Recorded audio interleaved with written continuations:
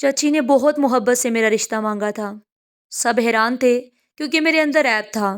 شادی کی تیاریاں دھوم دھام سے ہوئی، پر رخصتی سے پہلے چچی نے ابا سے 10 لاکھ جہیز کے مانگے۔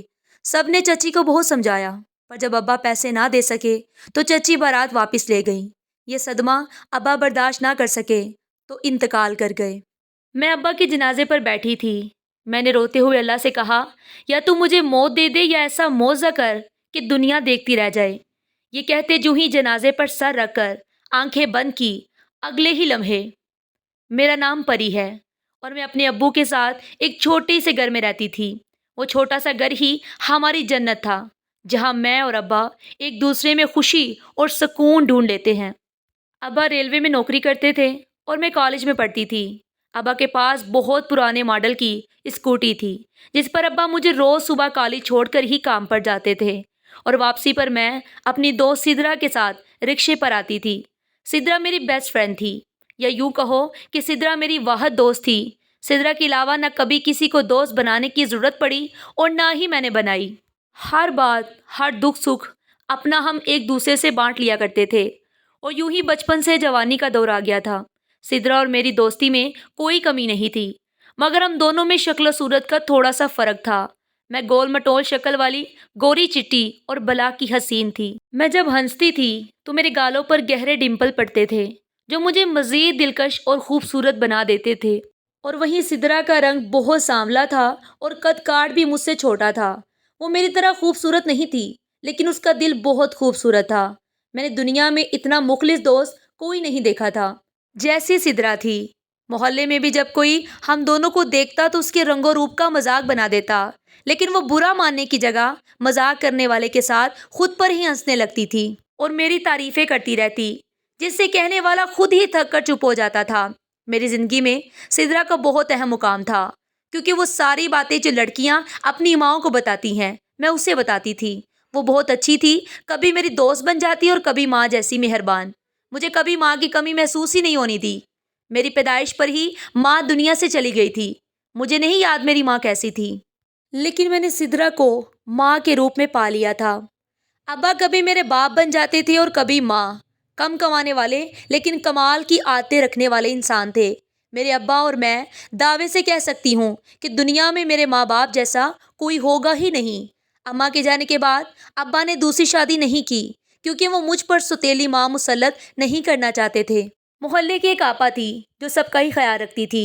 میرے کالج سے آنے کے بعد جب تک ابا گھر نہ آ جاتے وہ میرے ساتھ ہی رہتی تھی، اور پھر رات کا کھانا کھا کر چلی جاتی تھی۔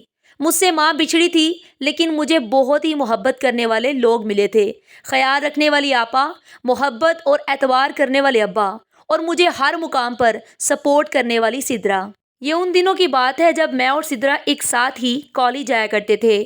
ابا کی اسکوٹی خراب ہو گئی تو انہوں نے سدرا کے ساتھ ہی مجھے صبح بھی کالج جانے کا کہہ دیا تھا۔ ہم دونوں ساتھ ہی جاتی اور ساتھ ہی واپس آ جاتی، مگر ایک دن ایسا واقعہ ہوا جس نے مجھے بہت خوفزدہ کر دیا تھا۔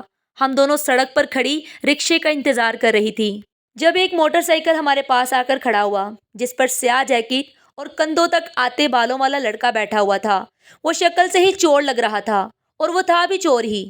وہ ہمارے ہاتھوں سے موبائل چھیننے لگا تو میں نے گھبرا کر چیخ ماری اور میرا نقاب میرے ہاتھ سے چھوٹ گیا۔ جیسے ہی میرے منہ سے جواب گرا، وہ لڑکا جیسے پتھر کا بت بن گیا اور مجھے دیکھتا رہا۔ میں بہت ڈر گئی تھی، اس لیے میں نے سدرا کا ہاتھ پکڑا اور اسے لے کر وہاں سے بھاگ آئی۔ سدرا بڑی جگڑے والی لڑکی تھی۔ ایسی صورتحال میں بھاگتے ہوئے وہ چور کے ہاتھ سے ہمارے موبائل فون واپس چھین لائی تھی، اور وہ بھی کسی اور ہی دن میں چلا گیا تھا۔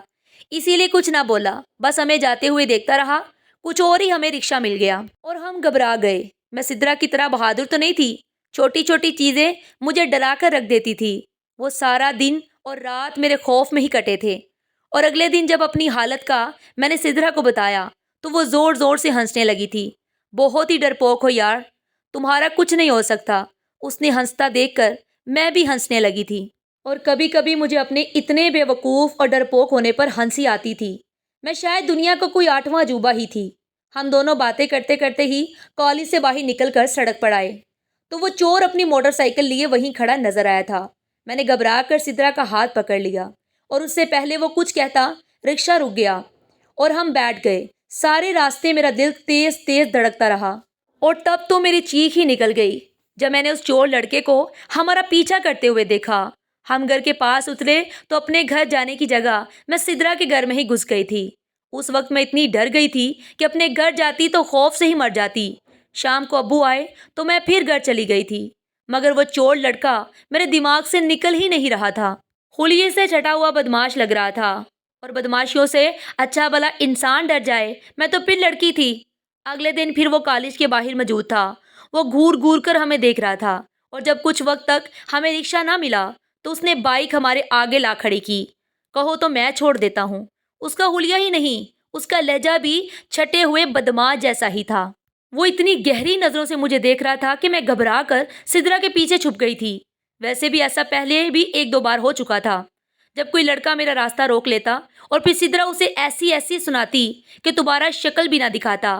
مگر یہ بدماش بہت خطرناک لگ رہا تھا۔ کیوں بھائی لگتے ہو ہمارے؟ وہ بدماش تھا تو پھر سدرا کی زبان کے آگے بھی خندق تھی۔ سامنے والے کی اوقات کے مطابق وہ ایسی ویسی سناتی تھی کہ کانوں سے دھوئیں نکلنے لگے۔ تمہارا بھائی لگ سکتا ہوں اگر تمہاری اس دوست کے ساتھ میری سیٹنگ ہو جائے تو۔ میرا تو سانس گلے میں اٹک گیا تھا، اور سدرا کھا جانے والی نظروں سے اسے دیکھ رہی تھی، اور وہ دیدے پھاڑ پھاڑ کر مجھے دیکھ رہا تھا۔ پھر جو سدرا نے شور ڈالا اس چور کو باگتے ہی بنی تھی، ورنہ وہاں موجود لوگوں سے ہڈیاں پسلیاں تڑوا کر جاتا۔ مجھے سدرا پر رشک ہوا تھا کہ کتنی ہمت والی ہے۔ اتنی ہمت مجھ میں ہوتی تو کسی کی ہمت نہ ہوتی مجھے یوں راستے میں روکنے کی۔ میں نے گھبرا کر کچھ دن کالج نہ جانے کا سوچ لیا، اور طبیعت خراب کا بہانہ بنا کر ابا کو بھی راضی کر لیا تھا۔ ابا نے بھی زیادہ تفصیل سے کچھ نہیں پوچھا، کیونکہ رضا ہمارے گھر آ رہا تھا اور مجھے اس کی مہمان نوازی کرنی تھی۔ رضا میری پھوپھو کا بیٹا تھا۔ پھوپھو کا خاندان اور ہم عرصہ ہوا ایک دوسرے سے نہیں ملے تھے۔ میری اماں سے شادی کرنے سے پہلے ابا کی منگنی پھوپھو کی نند سے ہوئی تھی۔ وٹے سٹے کا رشتہ تھا، لیکن ابا نہیں کرنا چاہتے تھے، اور پھر جب انہوں نے اپنی مرضی اور پسند سے شادی میری اماں سے کر دی تو پھوپھو بہت ناراض ہوئی تھی، اور پھر پھوپھو اور ان کے خاندان نے میرے ابا سے سارے رشتے ناطے ختم کر دیے تھے۔ میں اپنی پھوپھو سے کبھی بھی نہیں ملی تھی، کیونکہ پھوپھو ابا کی شکل بھی نہیں دیکھنا چاہتے تھے۔ لیکن گزرے وقت کے ساتھ دلوں میں پڑی دراڑ کچھ حد تک کم ہونے لگی تھی۔ عید پر پھوپھو اور ابا ایک دوسرے کو فون کر کے مبارکباد دے دیتے تھے، اور کبھی کبھار خیریت دریافت کر لیتے تھے۔ اس سے زیادہ کوئی تعلق پھوپھو سے نہیں تھا ہمارا۔ رضا ان کا اکلوتا بیٹا تھا، اور بہت قابل بھی تھا، بہت ٹاپر اور بلا کا ہینڈسم بھی۔ وہ اپنی تعلیم مکمل کر چکا تھا اور ایک بڑی ملٹی نیشنل کمپنی میں نوکری بھی کر رہا تھا۔ پھوپھو کبھی ہمارے گھر نہیں آئی تو رضا بھی کبھی بھی نہیں آیا تھا، اس لیے میں اسے ٹھیک سے نہیں جانتی تھی، مگر سوشل میڈیا پر اس کی تصاویر اور ویڈیوز دیکھ کر میں بنا پلکے جھپکائے دیکھی جایا کرتی تھی۔ سدرا اکثر مجھے رضا کا نام لے کر چھیڑا کرتی تھی، اور میں کہتی مجھے کوئی دلچسپی نہیں ہے، تو سدرا کہتی تمہیں کوئی دلچسپی نہیں ہے تو تم میری سیٹنگ کروا دینا۔ مجھے تو تصویریں دیکھ کر ہی اس یونانی دیوتاؤں جیسا حسن رکھنے والے شہزادے سے عشق ہو گیا ہے۔ میں سدرا کی باتوں پر ہنس کر رہ جایا کرتی تھی۔ وہ واقعی ایسا تھا کہ جو دیکھتا اس کی محبت میں مبتلا ہو جاتا، اور میں بھی خود کو اس کی محبت میں مبتلا ہونے سے نہیں روک پائی تھی۔ دیر رات تک میں اس کی انسٹاگرام کی ساری تصویریں دیکھ جاتی تھی۔ اس کا ہر نقش مجھے زبانی حفظ ہو گیا تھا۔ جب سنا کہ وہ کراچی آ رہا ہے تو میرا دل بہت زوروں سے دھڑکنے لگا تھا۔ میں اس سے ملنا چاہتی تھی، اور میرے اندر ہمت بھی نہیں تھی اس کا سامنا کرنے کی۔ اس کے خیال سے ہی میرے گال دھک جاتے تھے۔ اگر وہ میرے سامنے ہوگا تو میرا کیا ہوگا، یہ سوچ کر ہی میں کام جاتی تھی۔ رضا اپنی کمپنی کے کسی کام سے کراچی آ رہا تھا، اور اس نے خود یہ فیصلہ لیا تھا کہ وہ ایک ہفتہ جو اسے کراچی میں گزارنا ہے، کسی ہوٹل کی جگہ وہ اپنے بڑے ماموں یعنی میرے ابا کے گھر گزارے گا۔ سدرا نے اس کے آنے کا سنا تو بہت خوش ہوئی تھی، اور پورے دل سے اس کی مہمان نوازی کی تیاریاں میرے ساتھ کروا رہی تھی۔ جس دن رضا گھر آنے والا تھا، سدرا نے بھی کالج کی چھٹی کر لی تھی اور ہمارے گھر پر ہی تھی۔ جیسے ہی دروازے پر دستک ہوئی تو سدرا بھاگتی ہوئی دروازے کی طرف گئی۔ میں بس مسکرا کر دیکھ رہی تھی، کیونکہ مجھ میں تو اتنی ہمت نہیں تھی کہ میں جا کر دروازہ کھول پاتی۔ میں کچن کی کھڑکی سے چھپ کر دیکھ رہی تھی۔ جب سدرا نے دروازہ کھولا تو رضا مسکراتا ہوا اندر داخل ہوا تو میرا دل اتنا زور کا دھڑکنے لگا کہ آواز پورے کچن میں سنائی دینے لگی تھی۔ سدرا نے اسے کچھ کہا تھا جس پر وہ مسکرایا تھا۔ میری طرح اس کے گالوں میں بھی ڈمپل پڑتا تھا۔ سدرا نے ہی اسے ڈرائنگ روم میں بٹھایا اور پھر چائے بھی پیش کی تھی۔ میرا تو جیسے پیروں اور منہ میں الفی لگ گئی تھی۔ وہ تو شکر تھا کہ سدرا میرے ساتھ تھی، جو باغم باغ سب سنبھال رہی تھی۔ ابا بھی تھوڑی دیر میں گھر آ گئے۔ رضا اور ابا خوش گپیوں میں مصروف تھے۔ میں اور سدرا کھانا لگا رہے تھے۔ بالآخر کھانے کی میز پر ہم دونوں کا سامنا ہونے والا تھا، اور پھر جب وہ سامنے آ کر بیٹھا تو میرے ہاتھ سے گلاس چھوٹتے چھوٹتے بچا تھا، اور وہ بھی مجھے دیکھ کر جیسے نظر ہٹانا بھول گیا تھا۔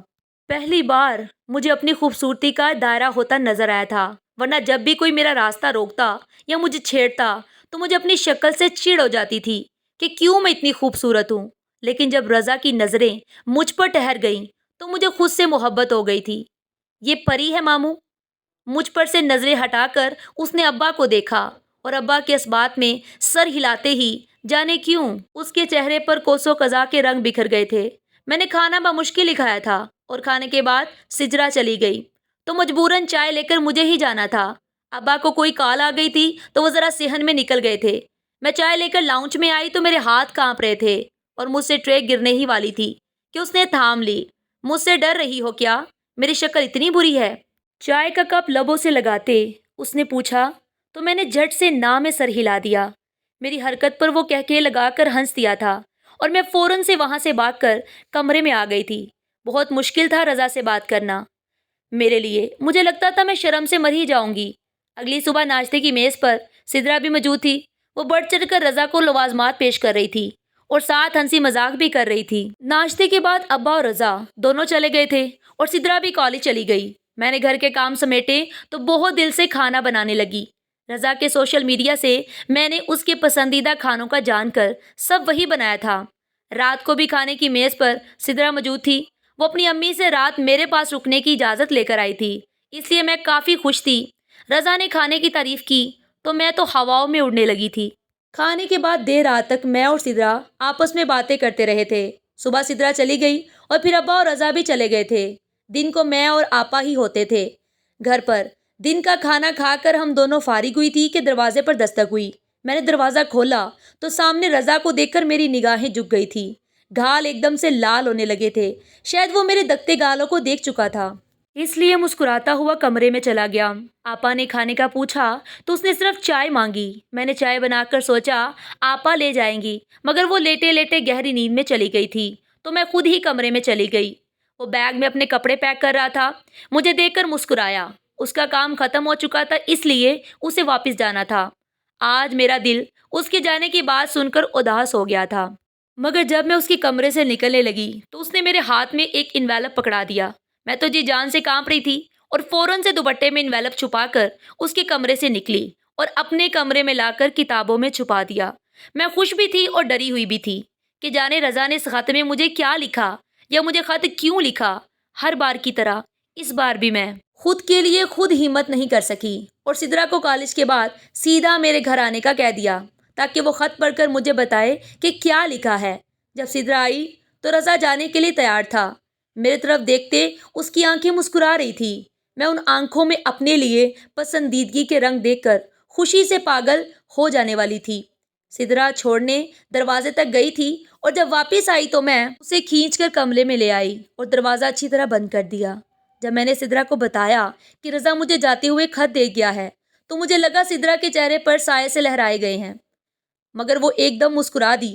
میں نے اپنا وہم جان کر جھٹک دیا اور جلدی سے اسے خط دیا کہ پڑھے اور پھر مجھے سنائے، کیونکہ سدرا نے میرے ہاتھ سے انویلپ لیا اور اسے کھول کر خوشبو میں لپٹا کاغذ نکالا اور پڑھنا شروع کیا۔ میں بہت پریکٹیکل سا انسان ہوں، یقین نہیں رکھتا کہ پریاں ہوتی ہیں، مگر تمہیں دیکھا تو جیسے سچ میں کسی پری کو دیکھ لیا ہو۔ مجھے نہیں پتا تھا کہ تایا کی بیٹی اس قدر خوبصورت ہے، اور میں پہلی بار کراچی جاؤں گا تو میرا دل بار بار جانے کی ضد کرے گا۔ تمہیں دیکھ کر ہی میرا دل دھڑکتا تھا، اور اسی پل مجھے یہ بھی یقین ہو گیا کہ پہلی نظر کی محبت بھی اپنا وجود رکھتی ہے۔ مجھے تم سے وہی پہلی نظر کی محبت ہو گئی ہے۔ تم شاید نہیں جانتی تم کس قدر خوبصورت ہو، مگر میں جانتا ہوں تم سے خوبصورت دنیا میں کوئی نہیں، اور اتنی خوبصورتی کو سنبھالنے والا ساتھی بھی تو کوئی ہونا چاہیے نا، اور میں تمہارا وہ ساتھی بننا چاہتا ہوں۔ میں زندگی کے ہر موڑ پر تمہارا ہاتھ تھام کر چلنا چاہتا ہوں۔ صبح کے سورج کی ابھرتی کرنوں اور چاند تاروں کے سامنے تمہارے حسن کے قصیدے پڑھنا چاہتا ہوں۔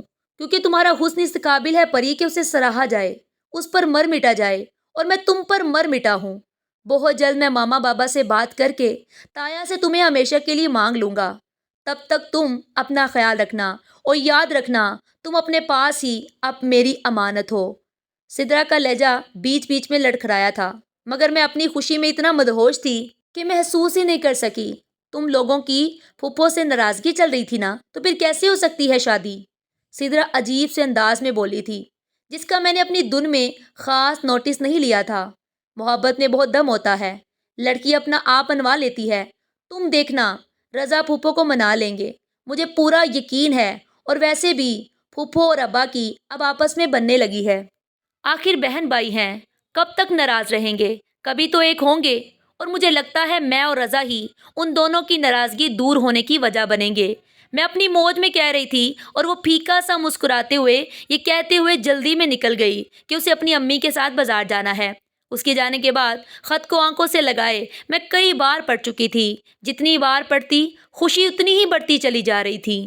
چاہے جانے کا سرور ہی الگ ہوتا ہے۔ میں نے کالج جانا بھی پھر شروع کر دیا تھا، مگر میں نے نوٹ کیا تھا کہ سدرا کے رویے میں پہلی جیسی گرم جوشی نہیں رہی تھی۔ وہ بہت کم بولنے لگی تھی، اور ہنسی بھی بہت کم تھی۔ میں سدرا کے رویے کی وجہ سے پریشان تھی، اوپر سے اس بدماش شوقی چور نے بھی مجھے تنگ کر کے رکھا ہوا تھا۔ آتے جاتے راستے میں کھڑا ہوتا تھا، اور پھر رکشے کا پیچھا کرتا گھر تک آ جاتا تھا۔ سدرا نے اسے الجھنا بھی چھوڑ دیا تھا۔ سدرا کا ایک دم بدل جانے والا رویہ مجھے سمجھ نہیں آ رہا تھا۔ جب ایک دن کالج سے واپسی پر اس نے مجھ سے میرا فون مانگ لیا۔ اس کا فون خراب ہو گیا تھا، اور وہ فلمیں دیکھنے کی کتنی شوقین تھی میں ہی جانتی تھی۔ اس لیے اس کے ایک بار مانگنے پر بنا کچھ پوچھے میں نے اسے ایک دن کے لیے اپنا فون دے دیا تھا۔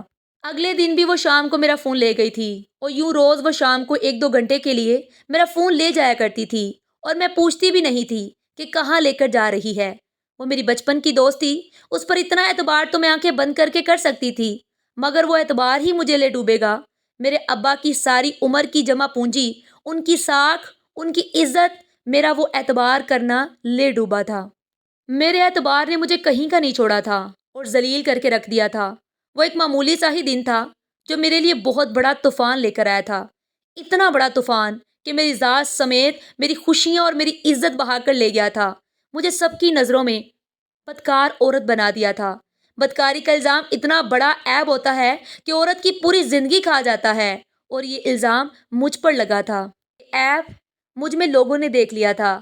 میں عیب زدہ ہو گئی تھی، مگر کس وجہ سے ہوئی تھی یہ میں سوچتی تھی تو اذیت ہوتی تھی۔ مجھے میرے کسی اپنے نے ایسے مارا تھا کہ پینے کو مجھے پانی ملا، نہ جینے جیسی زندگی۔ وہ بہت روشن مگر میرے لیے بہت کالا دن تھا۔ ابا معمول کے مطابق ہی نوکری پر گئے ہوئے تھے۔ میری طبیعت کچھ ٹھیک نہ تھی، تو میں نے کالج کی چھٹی کر لی تھی، اور محلے میں کسی عورت کی ڈیلیوری ہونے والی تھی، تو آپا بھی وہیں تھی۔ میں گھر پر اس دن اکیلے ہی تھی، اور کچن میں کام کر رہی تھی۔ جب دروازے پر دستک ہوئی میں نے سوچا آپا آ گئی ہوں گی، لیکن جیسے ہی دروازہ کھولا تو میرے پیروں تلے سے زمین نکل گئی تھی۔ میں پھٹی پھٹی آنکھوں سے اسے دیکھ رہی تھی، جس میں اتنی ہمت آ گئی تھی کہ وہ میرے گھر تک چلا آیا تھا۔ دروازے پر ہی بدماش شوقی کھڑا حواست سے مسکرا رہا تھا۔ میں نے گھبرا کر ایک دم دروازہ بند کرنا چاہا تھا کہ اس نے زور سے دروازہ پیچھے کیا، اور اندر آتے ہی دروازے کو کنڈی لگا دی تھی۔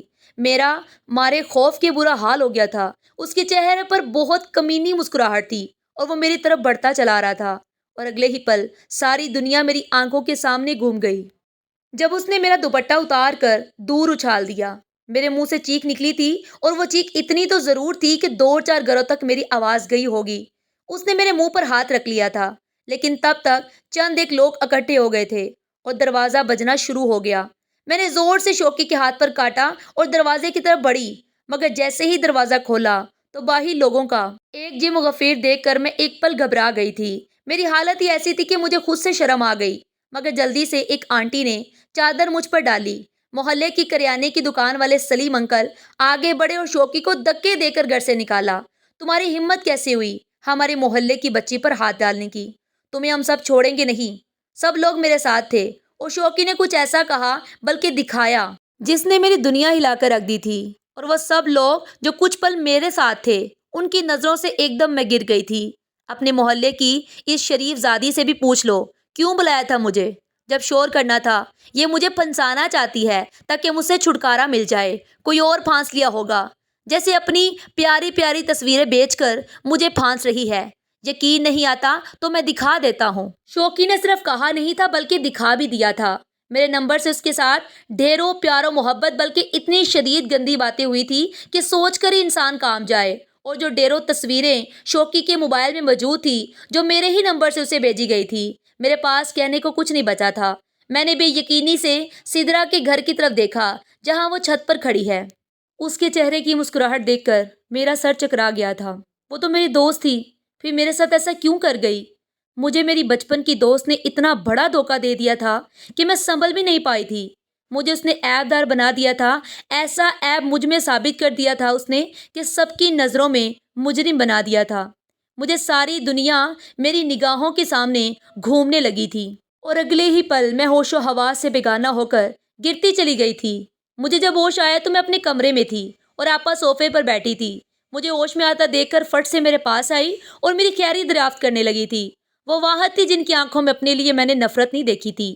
آپا کی گود میں سر رکھے میں پھوٹ پھوٹ کر رو دی تھی۔ میں انہیں کیسے بتاتی کہ میری دوست میرے ساتھ کیا کر گئی ہے؟ مجھے اتنا بڑا دھوکہ دینے والی میری دوست ہے۔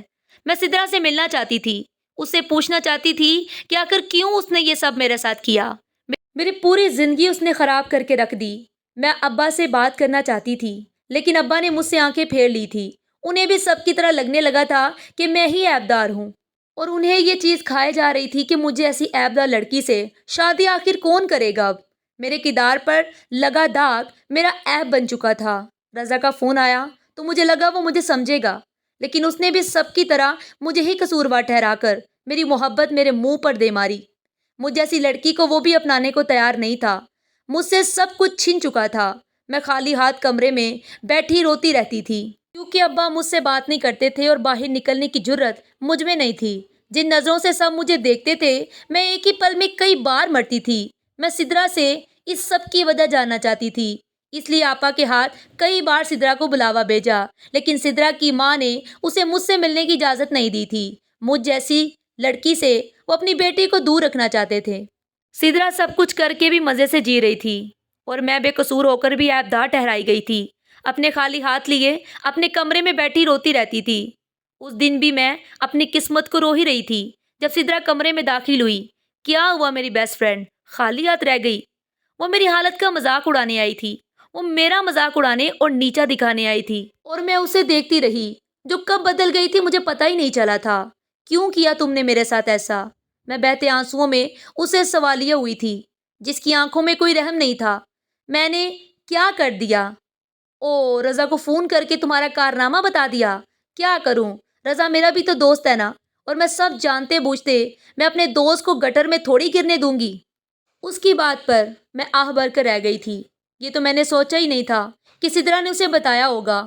وہ باتوں میں بہت تیز تھی، اپنی جگہ بنا لیتی تھی اور رضا سے دوستی بھی کر چکی تھی اور مجھ سے بچپن کی دوستی کو بھول چکی تھی، اور وہ اتنی شفاق ہو جائے گی میں سوچ بھی نہیں سکتی تھی۔ میں بھی تو تمہاری دوست تھی نا سدرا۔ میں نے بے بسی سے اسے دیکھا، مجھ میں تو آج بھی خود کے لیے چلانے کی ہمت نہیں تھی۔ میں بہت بے وقوف تھی، اس لیے وہ میرے ساتھ کھیل کھیل گئی تھی۔ نہیں تھی تم میری دوست۔ نفرت ہے مجھے تم سے اور تمہاری اس شکل سے۔ تمہاری وجہ سے ہمیشہ مجھے سب نے ڈی گریڈ کیا۔ گوری کی کالی دوست، پری کے ساتھ نظر بٹو، اور جانے کون کون سے نام دیے۔ تمہیں کیا لگتا ہے مجھے کچھ یاد نہیں؟ میں نے سب یاد رکھا تھا تاکہ وقت آنے پر تم پر وار کروں، اور ایسا وار کروں کہ تمہاری تعریف کرنے والے تمہارے اس خوبصورت تھوپڑے پر تھوک جائیں۔ ہر عیب سے پاک معصوم پری میں عیب دیکھیں۔ میں ہمیشہ سے تمہارے ساتھ یہی کرنا چاہتی تھی، بس پھر جب موقع ملا میں نے اپنا کام کر دیا۔ اب ہمیشہ اچھی چیزوں پر صرف تمہارا حق تھوڑی ہوگا، کچھ تو مجھے بھی ملنا چاہیے، اور اگر مجھے نہ مل سکے تو تمہیں کیوں ملے۔ ہاں، میں نے رضا کو چاہا، اسے دن رات اپنے خوابوں میں دیکھا، اس کی تصویروں کا ڈھیر اپنے پاس رکھا اس امید پر کہ کبھی تو وہ تم لوگوں کی طرف آئے گا اور میں اسے خود سے محبت کروا دوں گی۔ اس نے اپنی انسٹاگرام پر لکھا تھا، اسے صورت سے فرق نہیں پڑتا، بس محبت سچی ہونی چاہیے۔ تو پھر وہ کیوں تمہاری صورت پر من مٹا؟ میں اسے نظر نہیں آئی کیا؟ لیکن تمہارے ہوتے ہوئے میں کسی کو جیسے نظر آ سکتی ہوں کیا؟ میں نے سوچ لیا تھا رضا مجھے نہیں مل سکتا تو اسے تمہارا بھی نہیں ہونے دوں گی، اور دیکھو میں نے کر دکھایا، میں تمہیں کہیں کا نہیں چھوڑا۔ پری تمہاری اس حسین شکل کی اب کسی کو ضرورت نہیں ہے۔ وہ پھٹ پڑی اور میں سن سی بیٹھی اسے دیکھتی گئی۔ وہ مجھ سے تو ایک بار کہہ دیتی، اس کے لیے میں اپنی محبت سے دستبردار ہو جاتی، لیکن وہ دوستی میں مجھے یہ دن تو نہ دکھاتی۔ اس کے اندر کی حسد نے اسے برباد کیا اور اس نے مجھے برباد کر دیا تھا۔ تم نے اتنی سی بات کے لیے مجھے عیب دار بنا دیا ہے۔ ایک بار کہہ دیتی، اس دوستی پر میں ایسی 100 محبت قربان کر سکتی تھی۔ تم نے تو مجھے بھری دنیا میں منہ دکھانے کے لائق نہیں چھوڑا۔ سدرا وہ گدھ تھی جو اپنی ہی دوست کا ماंس کھا گئی تھی۔ تو میں کیا کرتی؟ اور میرے پاس اور کوئی راستہ نہیں تھا۔ تمہارے ہوتے ہوئے مجھے کوئی دیکھتا بھی نہیں تھا، تو میں یہ سب کیسے نہ کرتی؟ یہ میری مجبوری تھی، مجھے یہ سب کرنا ہی پڑا تھا۔ تمہیں برباد کرنا میری منشا نہیں، مجبوری تھی۔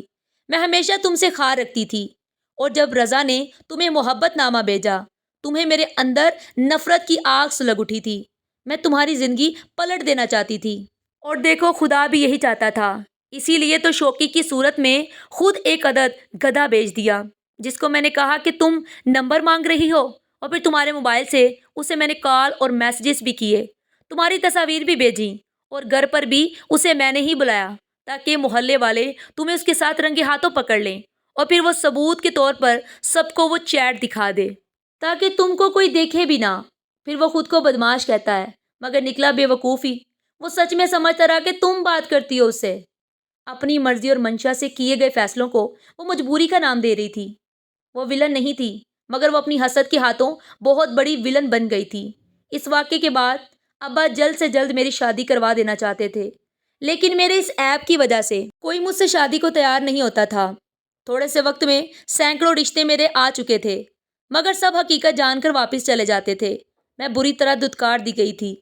جب ایک دن چچی ہمارے گھر آئیں، چچا چچی لوگوں سے ہمارا ملنا جلنا کم ہی تھا، کیونکہ چچی کی زبان کے آگے خندق تھی۔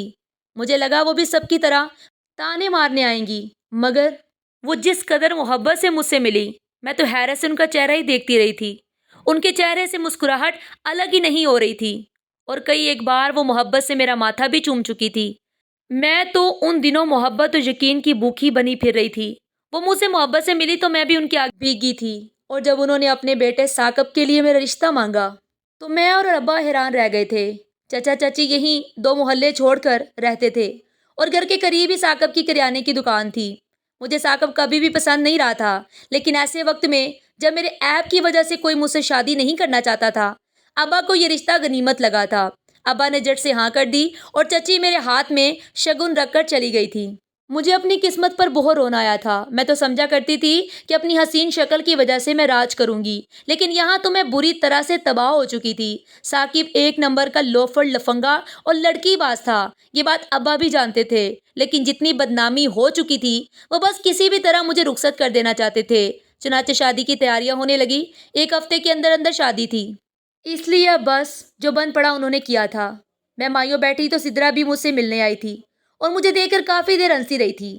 تمہیں لگا تھا اس خوبصورت شکل کے بلبوتے پر رضا جیسے کسی حسین اور امیر لڑکے کے دل اور گھر پر راج کرو گی، مگر دیکھو نا اپنی قسمت، اب ثاقب کی بیوی بن کر ساری زندگی ایڑیاں رگڑو گی، اور مجھے یہ سب دیکھ کر بہت سکون ملے گا۔ تمہاری تباہی پر سب سے زیادہ خوش میں ہوں گی۔ اپنے آگ اگلتے لہجے سے مجھے جلا کر بسم کرتی وہ چلی گئی تھی۔ اس نے میرے ساتھ بہت غلط کیا تھا، مگر میں چاہ کر بھی اس کا نہ منہ توڑ سکتی تھی، نہ اسے برا بھلا کہہ سکتی تھی۔ دوستی میں وہ دھوکے باز نکلی تھی۔ میں تو اپنی جگہ صحیح تھی۔ میں نے اپنا معاملہ خدا کے سپرد کر دیا تھا۔ مجھے انصاف دلوانے والا اب صرف میرا خدا ہی تھا۔ جس دن میری بارات آئی، اس دن اتنا بڑا تماشا ہوا کہ میری دنیا ہل کر رہ گئی، بلکہ میں نے اس دن کے تماشے میں اپنی زندگی کے سب سے قیمتی انسان کو کھو دیا تھا۔ میں نے سب کھو دیا تھا۔ میں دلہن بنی بارات کا انتظار کر رہی تھی۔ چاچی بارات لے کر آئی، اور جیسے ہی نکاح کی رسم شروع ہونے والی تھی، چاچی نے بیچ میں رولا ڈال دیا۔ انہوں نے ایک ایسی بات کی جس نے میرے ابا کا دل ہی بند کر دیا تھا۔ بھائی صاحب، جہیز وغیرہ کی بات کر لے، پھر نکاح شروع کرتے ہیں۔ ہمیں جہیز میں کچھ نہیں چاہیے، بس 10 لاکھ چاہیے تاکہ ثاقب اپنا کاروبار شروع کر سکے۔ کاروبار ہوگا تو آپ کی ہی بیٹی راج کرے گی نا۔ ہم اپنے لیے کچھ نہیں مانگ رہے، آپ کی بیٹی کے اچھے فیوچر کے لیے 10 لاکھ چاہیے۔ چچی کی بات پر ابا شل رہ گئے تھے۔ تھوڑی سی تنخواہ میں سفید پوشی سے ساری زندگی گزار دینے والے ابا کے پاس 10 لاکھ کہاں سے آئیں گے؟ یعنی چچی نے کیا سوچ کر اور کیا دیکھ کر بولا تھا؟ نسرین، میں غریب آدمی ہوں، اتنے پیسے کہاں سے لاؤں گا؟ میرا تو یہ گھر بھی کرائے کا ہے، تم تو جانتی ہو نا، پھر ایسا کیوں کر رہی ہو؟ ایک بیٹی کا باپ، بلکہ مجھ جیسی عیب دار بیٹی کا باپ کتنا بے بس ہوتا ہے، میں نے آج دیکھا تھا۔ مجھے نہیں پتا بھائی صاحب، 10 لاکھ ملیں گے تو شادی ہوگی، ورنہ بارات واپس جائے گی۔ انکار کرنے سے پہلے یہ بھی تو سوچیں، کتنا بڑا داغ، کتنا بڑا عیب ہے آپ کی بیٹی میں۔ کسی غیر مرد کے ساتھ رنگے ہاتھوں پکڑے جانا کوئی چھوٹا عیب نہیں ہے کہ اسے نظر انداز کر دیا جائے۔ کوئی بھی غیرت مند آدمی تو کبھی بھی ایسی بدکار لڑکی سے شادی نہ کرے، مگر ہم اپنے ہیں، اپنوں کا دکھ سکھ اپنے نہیں بانٹیں گے تو اور کون بانٹے گا؟ اسی لیے میں نے اپنے ثاقب کو پیش کر دیا، آپ کا بوجھ کم کرنے کے لیے۔ اب آپ بھی تھوڑا سوچیں، 10 لاکھ ایسی عیب دار بیٹی کو بیانے کے لیے زیادہ بڑی رقم نہیں ہے۔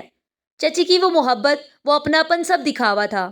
ان کا اصل مقصد تو ابا کی مجبوری سے فائدہ اٹھا کر انہیں لوٹ لینا تھا، سب کچھ جانتے بوجھتے بھی۔ انہوں نے رشتہ اسی لیے مانگا تھا کہ عین وقت پر ایسی شرط رکھیں گی جسے ابا کو ماننی ہی پڑے گی۔ چچا چچی کو لگتا تھا ابا جو کسی سے کبھی قرض بھی نہیں لیتے اور کوئی مانگے تو اسے خالی ہاتھ بھی نہیں جانے دیتے، تو ان کے پاس قارون کا خزانہ ہے۔ لیکن میرے ابا خوددار آدمی تھے، کم میں اچھے سے گزارا کرنا اور دوسروں کی مدد کرنا انہیں پسند تھا۔ لیکن چچا چچی قارون کا خزانہ سمجھ کر لوٹنے پہنچ چکے تھے۔ میرے پاس 10 لاکھ نہیں ہے نسرین، میرے پاس 10 لاکھ نہیں ہے۔ ابا زاروں قطار روتے ہوئے صوفے پر ڈھہ گئے تھے۔ ٹھیک ہے، مجھے بھی پھر اپنے بیٹے کی شادی ایسی بدکار لڑکی سے نہیں کرنی۔ چچا چچی بارات واپس لے گئے تھے اور باقی مہمان بھی مجھے بدکار کہتے مجھ پر تھوکتے ہوئے چلے گئے تھے۔ کسی نے ہم سے ذرا سے بھی ہمدردی نہیں کی تھی۔ ابا کافی دیر تک صوفے پر ایک ہی پوزیشن میں بیٹھے رہے تو میں اٹھ کر ان کے پاس گئی اور جیسے ہی انہیں چھوا، میرے منہ سے چیخ نکلی تھی اور ابا کا وجود بے جان ہو کر صوفے سے نیچے گر گیا تھا۔ ابا کے پاس بیٹھی ہی میں چیخ چیخ کر رو رہی تھی، لیکن تب تک ابا جا چکے تھے۔ میرے ابا میری کل دنیا مجھے چھوڑ کر جا چکے تھے۔ میرے پاس کچھ بھی نہیں بچا تھا۔ وہ سارے لوگ جو تھوک کر چلے گئے تھے، تھوڑی ہمدردی ان کے اندر جاگ ہی گئی، اس لیے آنا شروع ہو گئے تھے۔ ایسی بیٹی ہو تو عزت دار باپ کہاں زندہ رہ پاتا ہے؟ یہ تو خوبصورت ڈائیں نکلی، اپنے ہی باپ کو کھا گئی۔ بیچارہ عزت دار آدمی تھا، مگر بیٹی نے کہیں کا نہیں چھوڑا۔ ایسی اولاد پیدا ہوتے ہی مر کیوں نہیں جاتی؟ خدا نے شکل دی تو بی بی اس پر اتراتی بدکاریوں پر اتر آئی۔ توبہ ہے بھائی توبہ، ایک بار بھی اپنے شریف باپ کے بارے میں نہیں سوچا۔ ایسی لڑکی کو کون ہی اپنانا چاہے گا بھائی؟ ایسی لڑکی کو تو ہم بھی اپنے محلے میں نہیں رکھ سکتے۔ اس کے باپ کا کفن دفن ہو تو اسے بھی یہاں سے چلتا کرو۔ ہاں تم ٹھیک کہہ رہی ہو، ہماری بھی جوان بچیاں ہیں اور ایک گندی مچھلی پورے تالاب کو گندا کر دیتی ہے۔ بالکل آنٹی، اب تو میں بھی اس سے نہیں ملتی، میری دوست تھی اس لیے اس کی عیبوں پر میں پردے ڈالتی رہی، ورنہ اس کی حقیقت پہلے ہی سب کے سامنے کھل جاتی۔ اس کے اتنے لڑکوں کے ساتھ چکر دیکھ کر میں اسے سمجھاتی تھی، لیکن اس نے میری کبھی نہیں سنی۔ اب تو میں اسے بات بھی نہیں کرتی۔ ایسی لڑکی سے بات کر کے ہم شریف زادیوں کے دامن بھی میلے ہی ہوں گے۔ یہ سدھرا تھی جو میری بربادی میں ہر ممکن اپنا حصہ ڈال رہی تھی۔ 100 لوگ 100 زبانیں تھی، جس کے منہ میں جو آیا بولتا چلا گیا تھا۔ اپنے باپ کی موت کا غم الگ اور لوگوں کی باتوں سے میرا دل الگ پھٹ رہا تھا۔ جانے خدا کو میرے لیے کیا منظور تھا، جانے میری قسمت اتنی خراب کیوں تھی۔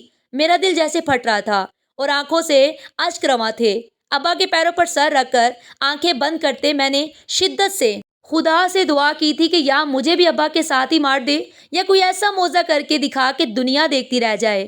میں زیر لب خدا سے یہی دعا مانگتی آنکھیں بند کیے بیٹھی تھی کہ اگلے ہی لمحے مجھے سدرا کی آواز سنائی دی تھی۔ وہ اس کا شوق لہجہ تھا، جیسے کچھ ایسا دیکھ لیا ہو جس کی امید بھی اسے نہ ہو۔ میں نے جیسے ہی آنکھیں کھول کر سر اوپر اٹھایا تو میں خود حیرت زدہ رہ گئی تھی۔ وہاں پھوپھو اور رضا کھڑے تھے۔ مجھے نہیں لگا تھا کہ رضا اب کبھی میری شکل بھی دیکھے گا، مگر وہ آ چکا تھا اور اسے دیکھ کر سب سے زیادہ سدرا کی آنکھیں پھٹی تھی۔ جس انسان کو میری زندگی سے نکالنے کے لیے اس نے اتنے پاپڑ بیلے تھے، اسے واپس دیکھ کر وہ تو بسم ہی ہو گئی تھی۔ اپنی پھوپھو کو میں نے پہلی بار دیکھا تھا، مگر جب انہوں نے مجھے بھینچ کر اپنے سینے سے لگایا تو میرے وجود میں ایک سکون سا اترا تھا۔ ان کے لمس میں بہت خلوص تھا اور پچھتاوا بھی کہ اپنے بھائی کی زندگی میں وہ آ نہ سکی تھی۔ دراصل پھوپھا انہیں آنے نہیں دیتے تھے اور کچھ دن پہلے وہ پھوپھا کا انتقال ہو گیا تو پھوپھو ایک دم اس زنجیر سے آزاد ہو گئی تھی۔ ذرا سنبھلی تو ابا کی موت کا سنا اور رضا کے ساتھ بھاگی چلی آئی تھی۔ میں انہیں دیکھ کر بہت خوش تھی کیونکہ اکیلے پن کا احساس کم ہوتا چلا گیا تھا۔ ابا کا کفن دفن ہو گیا تو پھپھو نے مجھے سامان پیک کرنے کا کہا۔ وہ مجھے اپنے ساتھ لاہور لے کر جا رہی تھی اور جب انہوں نے کہا کہ وہ میری شادی بھی رضا سے کروانا چاہتی ہیں تو میں نے دیکھے جا رہی تھی کہ آپ میرے ایپ سے واقف نہیں ہیں۔ پھپھو مجھے یہی لگا تھا پھپھو کو کچھ نہیں پتا اس لیے وہ کہہ رہی ہیں مگر انہیں سب پتا تھا۔ سب پتا ہے مجھے بیٹا، اور رضا کو بھی سب پتا ہے، اور میں یہ بھی جانتی ہوں میرے بھائی کی تربیت اتنی خراب نہیں ہو سکتی کہ اس کی بیٹی کا کردار خراب نکلے۔ بس تمہاری قسمت خراب تھی، میری بچی جو غلط لڑکی کو دوست بنا لیا۔ ڈائن بھی 7 گھر چھوڑ کر وار کرتی ہے مگر اس لڑکی نے تو تم پر رحم ہی نہیں کیا۔ خدا اسے کبھی معاف نہیں کرے گا اور تمہارے دکھ کا بدلہ لے گا۔ پھپھو نے مجھے گلے سے لگایا تو میں پھوٹ پھوٹ کر رو دی تھی۔ کوئی تو تھا جسے میری بے گناہی کا یقین تھا، اور شام کو رضا میرے پاس آیا تو اس کی آنکھوں میں بسی محبت اور لفظوں میں رچے اعتبار کو دیکھ کر میں نے بے ساختہ آسمان کی طرف سر اٹھایا تھا کہ خدا نے میری سن لی تھی اور معجزہ کر دکھایا تھا، ایسا معجزہ کہ لوگ دیکھتے رہ جائیں۔ میں تم پر یوں بھڑک اٹھا لیکن میرا دل نہیں مان رہا تھا، اور جس طرح سدرا باتیں کر رہی تھی مجھے شک گزرا کیونکہ وہ تو تمہاری دوست تھی، پھر اتنی برائیاں مجھ سے کیوں کر رہی تھی؟ ایک دن جب اس نے کہا کہ میں اسے اچھا لگتا ہوں تو سب میری سمجھ میں آنے لگا تھا۔ میں نے باتوں باتوں میں اسے اس بدماش کا نام وغیرہ اگلوا کر اپنے ایک پولیس والے دوست سے فیور مانگی اور اسے اٹھوا لیا۔ جب 2-4 پڑھی تو اس نے سب بتا دیا۔ اس سے بھی بعد میں پتا چلا کہ یہ سب سدرا کی چال تھی۔ میں حقیقت جان چکا تھا اور ماموں کے پاس آ کر بتانا چاہتا تھا، لیکن پھر میرے بابا کا انتقال ہو گیا اور مجھے کوئی ہوش نہ رہا۔